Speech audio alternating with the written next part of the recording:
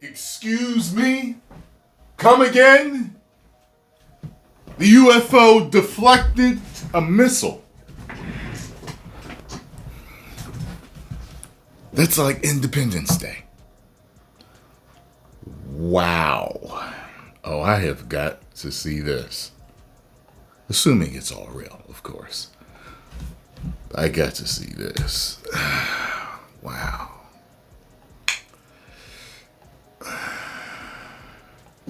I now recognize Mr. Burlison for about 5 minutes. Thank you, everyone. It takes such great courage to come forward, and we acknowledge that, and I hope that you see that we are taking that seriously. And so very thankful for what you're doing today. I'm also very thankful for previous witnesses that have come He's kind of wild-eyed, ain't he? forward. I see. What coffee did you drink, sir? He courageously stepped forward and was as a witness. I encourage everybody to look and see Maybe his, he's excited his because of the testimony. footage, too. I want to thank the people that came in our first hearing: Ryan Graves, David Grush, David Fravor, and in our second hearing, Admiral Gallaudet, Lou Elizondo, and Mr. Gold, and the many others that have come forward. We hear you, and it's time that we, enough is enough. It's time that we take action. Look, I'm not jumped to the conclusion that I believe that there are, aliens coming from another planet. But I'm open to that, and I think that it's Yeah, a lot of people, it's just other countries and the United States themselves testing things. That's it, testing technology and stuff like that. Some people believe it's interdimensional things. Some people believe that the interdimensional things are actually spiritual things. There's a few schools of thought on it. Could be all three. You never know. responsibility, especially when we're seeing that we have a government that is actively blocking information from us. Just last night, I tried to get an amendment onto the National Defense Authorization Act that fit in the germaneness of that bill to have UAP disclosure. And conveniently, it was named non-germane, mostly deemed by staff, not even an elected official. This is the kind of stuff that we repeatedly see. Last year, we were blocked by someone in House administration from being able to receive a full briefing from Arrow. So not an elected official, but someone in staff blocked us. And I've had it. Enough is enough. I want to queue up a video that I've been given. Here we go. And as before it starts, I'm going to describe. This was taken October 30th of 2024. This video is of an MQ-9 drone tracking an orb, or this object, off the coast of Yemen. You'll see that another MQ-9 launched a Hellfire missile. That you cannot see that drone, and so I'm not going to explain it to you. You'll see exactly what it does.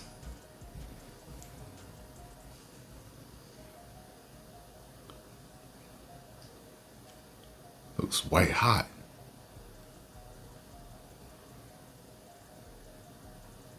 For the missile.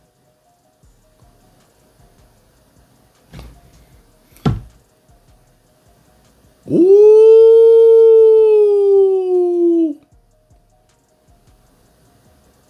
Oh, that thing's rather strong.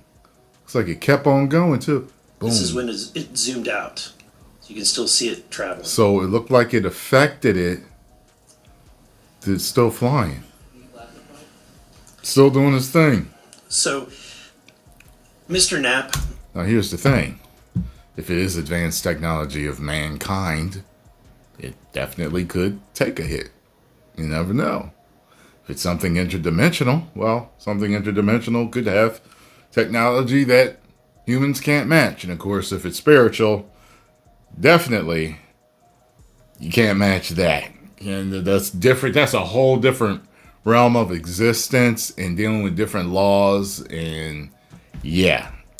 Do you have any? And if it's CGI, well, CGI, then we know why. You know what I mean? Heard about events like this occurring, and what information might you have? I have heard about events like this. I have heard about this event. Jeremy Corbell and I talked about it in one of our episodes a while back. We did not have the video, though.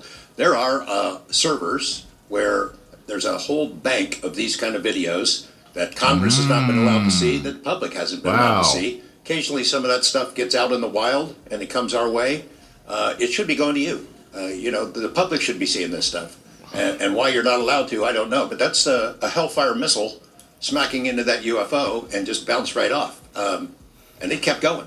Kept going, and it looks like the debris was taken with it. Yeah. What the hell is that? That's what I noticed. It looked like there were pieces that were caught in maybe its gravitational field or whatever it is. I was like, it looks like pieces of the missile broke off and continued to go with the ship.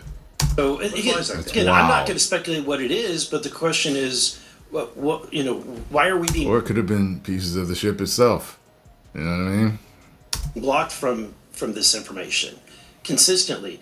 I want to ask this just a question. How in the world, this is the document, I want to enter this in for the record if it hasn't already been entered, Madam Chair. The document that you provided on thread 3, this is a huge file. How in the world did you smuggle this out of Russia? I'm wondering how they had, why they gave permission to shoot it out of the sky. Was it close to a base? Was it, you know what I mean? Like why?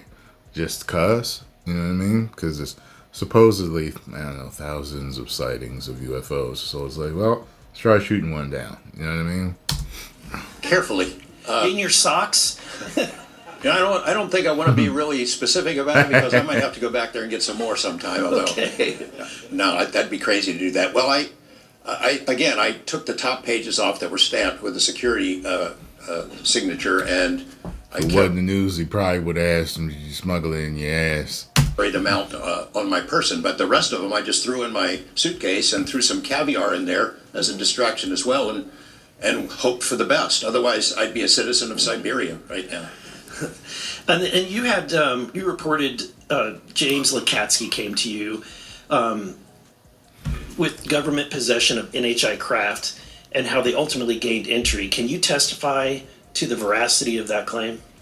Dr. Lakatsky is an honorable man who served most of his career with the DIA, a very trusted, high-level rocket scientist and intelligence analyst who inspired the OSAP program, as I said earlier.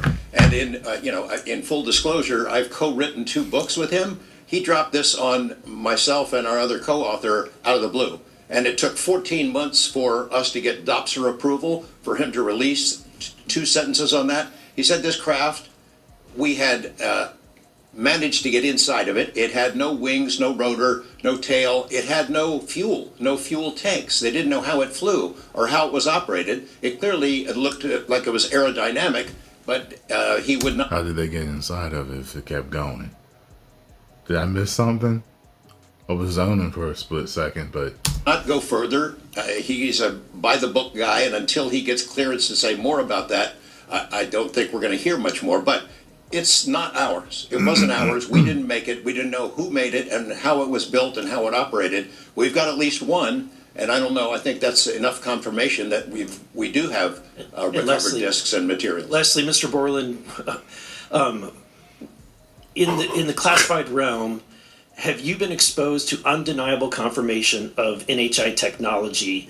And then my second question is Base Systems involved in any way with reverse engineering exploitation of non-human intelligence craft? Yeah, we're gonna have to have a conversation this year for that. Whether I'm legally even allowed to answer that, and whether you're that's a yes. Or even allowed to hear it, sir. Okay. Again, you can sense our frustration. And so I just want to thank you for coming forward. We will continue to fight. All right. My God. Wow. I know several of you in my subscriber pool are very much into the UFO thing. So right down below, let me know what you guys think. Wow. That's crazy. Post the comments down below. Let me know what you're thinking. And I'll see y'all in the next video. 10 million subscribers. Woo!